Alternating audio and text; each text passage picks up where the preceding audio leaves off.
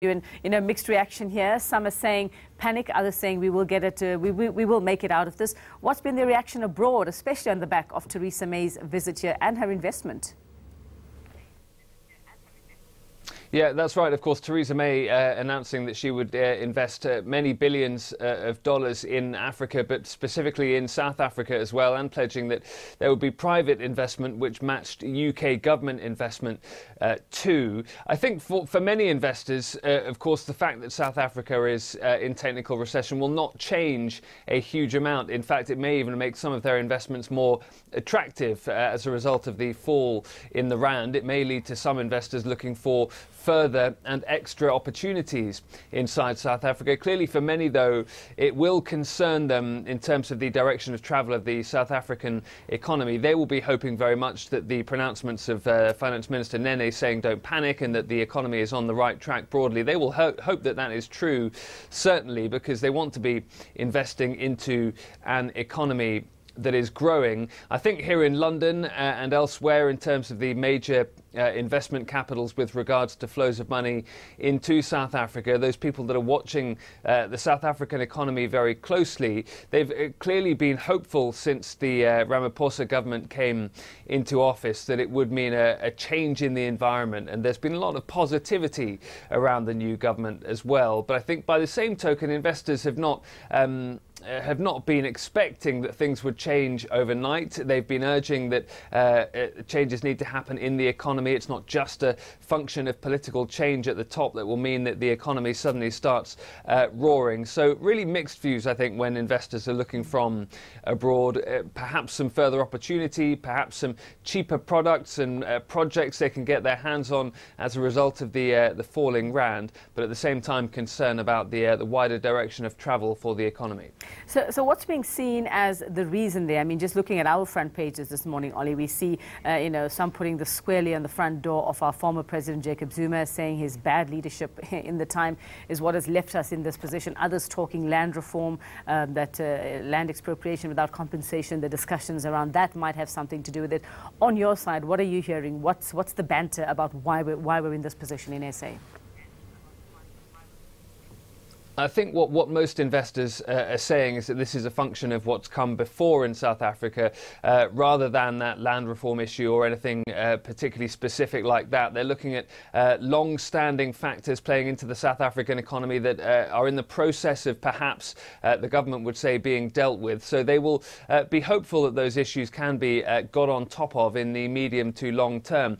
With regards, of course, to Cyril Ramaphosa's fight to get extra investment into the South African economy, there are a number of projects bubbling away. You have that pledge from Theresa May, which is just one of them in terms of incoming investment. And certainly investors here believe that if some of those projects can come off, and if the government can look into economic reform and make some of those reforms get up and running quickly, deal with issues around corruption as well, then clearly this is, the technical recession is a function of several years of economic policy and economic reality in South Africa. So investors will be looking to check that the government is on top of things, that the finance minister is in control, that what he says holds with regards to what is coming further down the pipe. And if Cyril Ramaphosa can keep that investment flowing into the South African economy, then I think there are many investors who believe that the corner certainly can be turned, but no complacency here with those viewing the South African economy at the same time.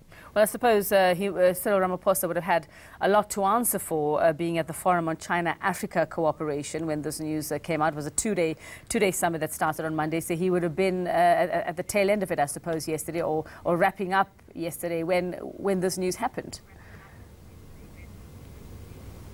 That's right, and of course the issue of China is front and centre for lots of African economies. There are lots of places where it is starting to be said that perhaps not all of the Chinese investment on the African continent has been in the most sensible projects. We've had Xi Jinping, the Chinese president, have to deny the fact that China's been investing in what some describe as vanity projects. We've had various African leaders have to deny the charge that this is a kind of colonialism that we are seeing now with Chinese investment coming into various parts of the continent. But at the same time, that Chinese investment has made a huge difference in lots of parts of Africa. That investment is well needed in lots of parts of Africa.